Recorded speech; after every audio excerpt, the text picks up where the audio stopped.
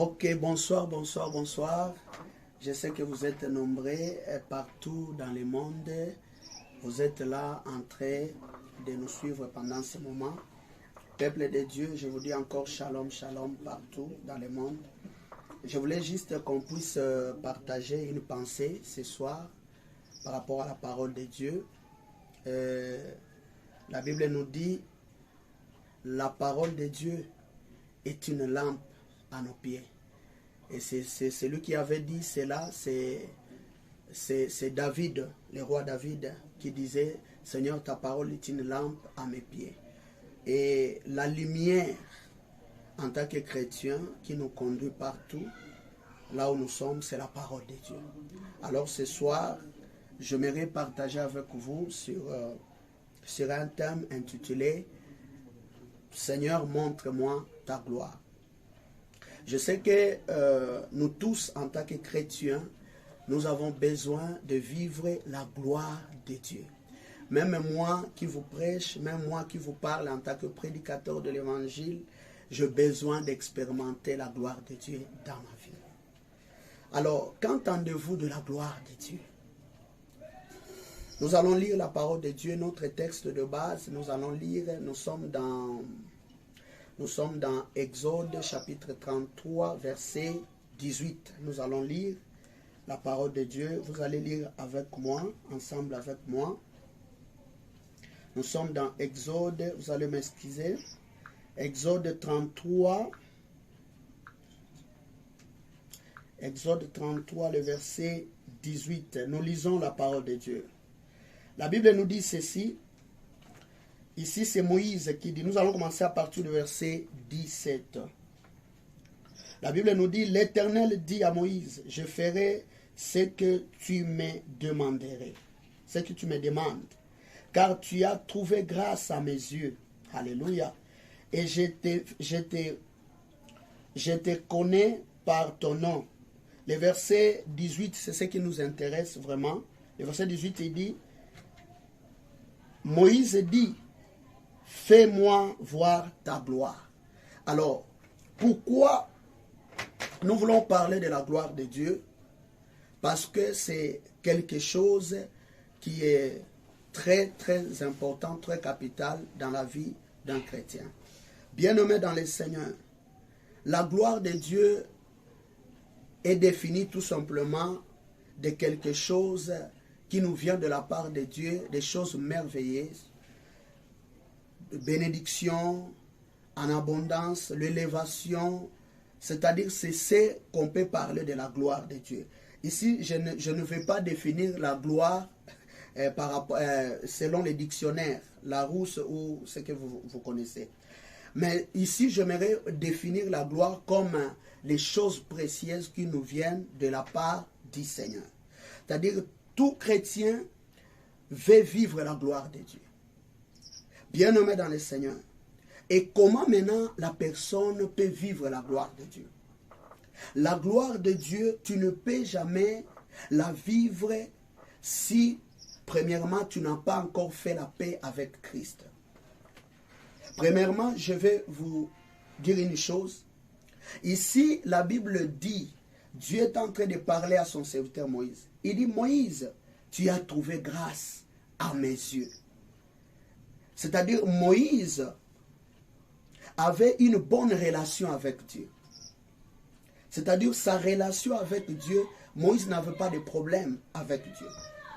C'est pourquoi la Bible nous dit dans Romains chapitre 3, verset 23, elle nous dit, tous son péchés sont privés de la gloire de Dieu. C'est-à-dire, la première des choses que nous devons retenir en tant que des chrétiens, partout là où vous êtes, j'aimerais vous dire une chose, tu ne peux jamais vivre la gloire de Dieu aussi longtemps que tu n'as pas encore fait la paix avec Christ. Souvenez-vous ce que la Bible nous dit dans Jean chapitre 14, verset 6. La Bible nous dit, on présente Christ ici comme le chemin, la vérité et la vie.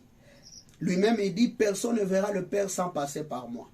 C'est-à-dire, tu ne peux jamais vivre ou expérimenter de quelque chose de la part du Seigneur sans avoir fait la paix avec Christ. C'est-à-dire, Si tu n'as pas encore reçu Christ comme Seigneur et Sauveur dans ta vie, même si tu fréquentes l'église, même si tu donnes les offrandes, même si tu fais tout ce que tu peux faire, mes chers amis, vous ne verrez pas la gloire de Dieu.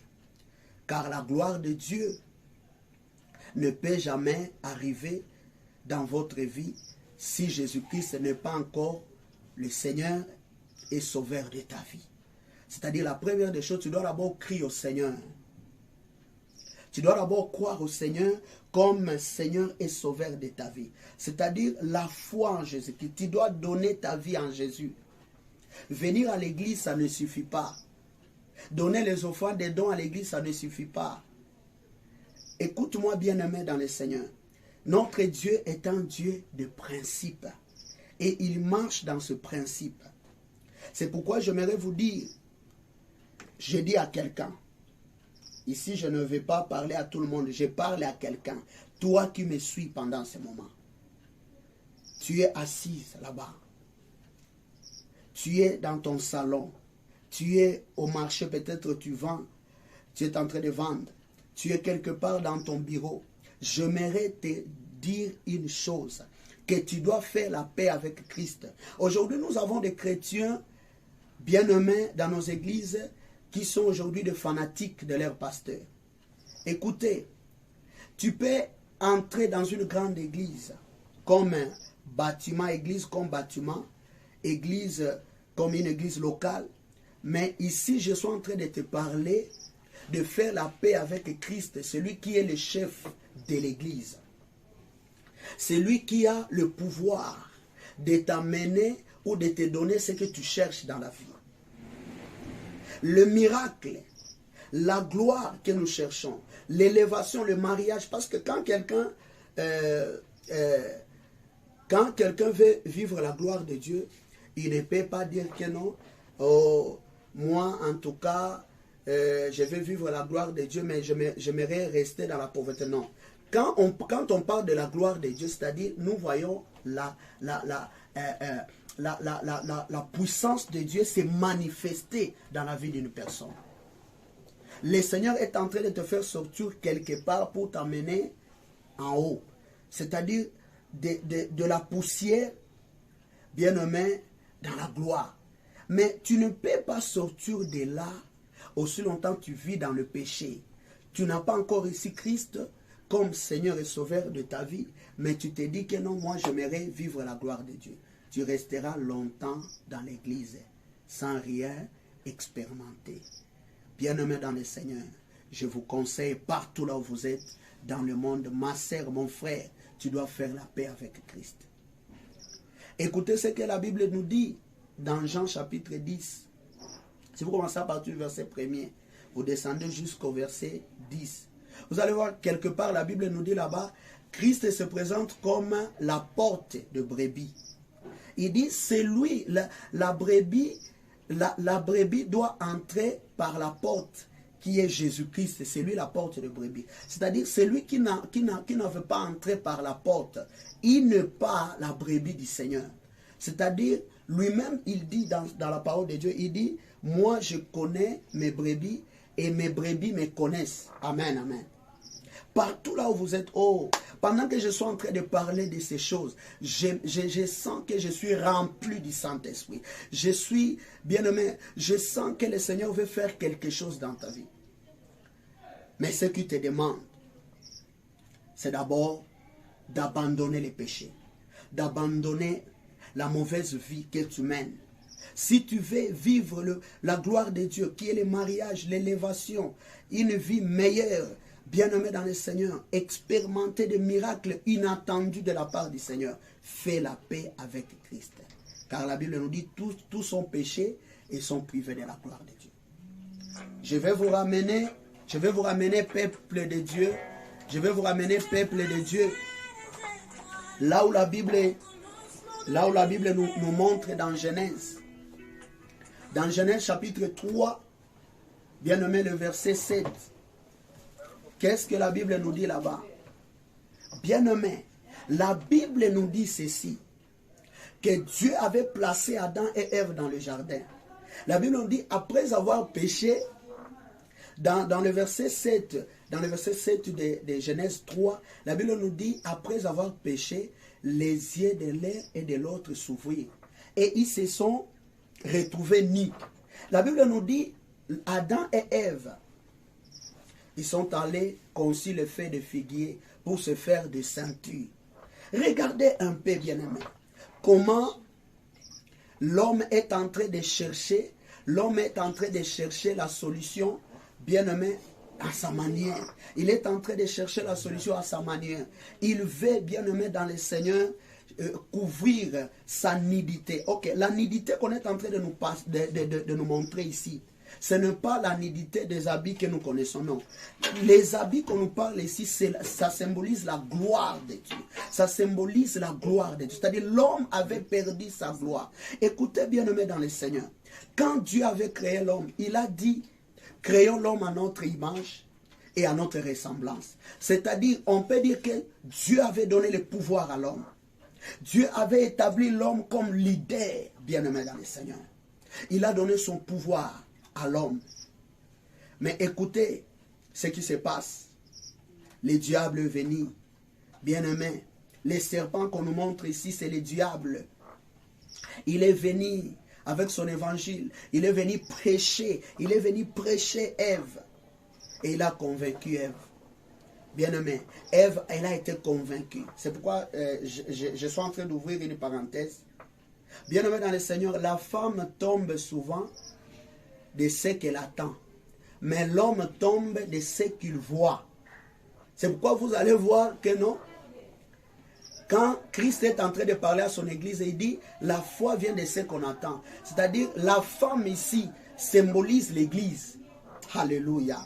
La femme symbolise l'église. Et l'église, ce n'est pas les bâtiments. L'église, bien nommée, est l'ensemble de personnes rachetées par le sang précieux de Jésus-Christ. De personnes mises à part pour annoncer le verdict du Seigneur. Je ne suis pas là. Mais ce qui nous intéresse ici est que la Bible nous dit tous son péchés sont privés de la gloire de Dieu. C'est-à-dire, si tu veux vivre la gloire de Dieu, tu dois abandonner le péché. Si tu veux vivre la gloire de Dieu, tu dois laisser l'impudicité. Si tu veux vivre la gloire de Dieu, tu dois laisser la masturbation. Bien-aimé, dans les secrets, tu te masturbes. Dans les secrets, tu fais de mauvaises choses. Mais à l'église, tu es diacre. À l'église, tu es chantre. À l'église, tu fais ceci, cela. Bien-aimé dans le Seigneur, c'est lui qui voit en secret. Il te voit. Écoutez ce que la Bible dit dans Ésaïe 59, verset 1er. Il dit, la main de l'Éternel n'est pas trop courte pour toucher, pour sauver, pour guérir. Toi qui es malade. Toi qui m'attends, tu es malade. Tu es malade, tu as des problèmes difficiles. J'aimerais te dire, ce qui peut mettre une séparation entre toi et ton Dieu, c'est le péché. La Bible nous dit, sa main n'est pas, son oreille n'est pas trop dure pour entendre. Sa main n'est pas trop courte. Mais ce sont nos péchés qui mettent une séparation entre nous et notre Dieu. Quelle vie que tu mènes, malgré que tu es évangéliste, malgré que tu es pasteur, quelle vie que tu mènes, mais tu veux vivre la gloire de Dieu. Tu veux que le Seigneur puisse t'élever. Tu veux que le Seigneur puisse t'amener loin. Mon frère, j'aimerais te dire une chose. Tu dois regarder bien ta vie. Tu dois faire la paix avec Christ. Alléluia. Là où tu es, tu peux acclamer le Seigneur. Parce que je sens en moi que le Seigneur est en train de te toucher. Je sens en moi qu'il y a quelque chose que le Seigneur est en train, alléluia, de travailler dans ton cœur. Après avoir écouté ce message, ta vie ne restera pas la même.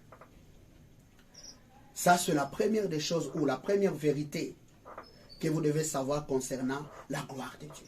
C'est-à-dire, ce que tu dois retenir, tu ne peux jamais expérimenter la gloire de Dieu dans le péché. Tu dois d'abord faire la paix avec Christ, parce que c'est lui qui peut te donner la gloire que tu demandes, que tu cherches, c'est Jésus-Christ de Nazareth. En dehors de Jésus, il n'y a pas la gloire. En dehors de Jésus, il n'y a pas le mariage. C'est pourquoi l'homme pouvait concevoir. Il est allé conçu les faits de figuier pour se faire des ceintures. C'est pour vous dire que non, l'homme est en train de chercher sa gloire, mais sa gloire était éphémère, sa gloire était temporelle. Bien-aimé dans le Seigneur, il a oublié Après avoir kokata bakasa wana ya komizi pananzoto, abosana ke moye kobima bakase kosala nini et kokaoka. Oh, je suis en train de parler à quelqu'un. Bien-aimé, même si tu entres dans le fétiche, tu touches le fétiche, tu fais ceci, cela, pour avoir un beau boulot, pour garder ton mari. Bien-aimé, les lingalaphone dit qui s'y paye et polaka. Mais, oh, et polaka te. Qui serait polaka te, ça Jésus-Christ de Nazareth. C'est pourquoi je te dis, ma soeur, tu dois t'accrocher à Jésus. Tu dois aujourd'hui changer ta vie pour vivre la gloire de Dieu. La deuxième des choses, j'ai des points que j'aimerais soulever. C'est-à-dire, il y a des choses qui peuvent nous aider à expérimenter la gloire de Dieu. La première des choses, j'aimerais qu'on puisse lire la parole de Dieu. Nous sommes dans Jean chapitre ici. Nous sommes dans Jean chapitre 11, verset 40 à 44. Écoutez ce que la Bible nous dit. Alléluia. Écoutez ce que la Bible nous dit. Nous sommes dans Jean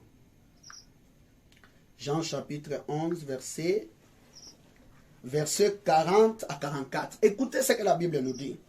Alléluia. Jésus lui dit, n'ai-je pas dit que si tu crois, tu verras la gloire de Dieu? Il ôtait donc la pierre. Et Jésus leva les yeux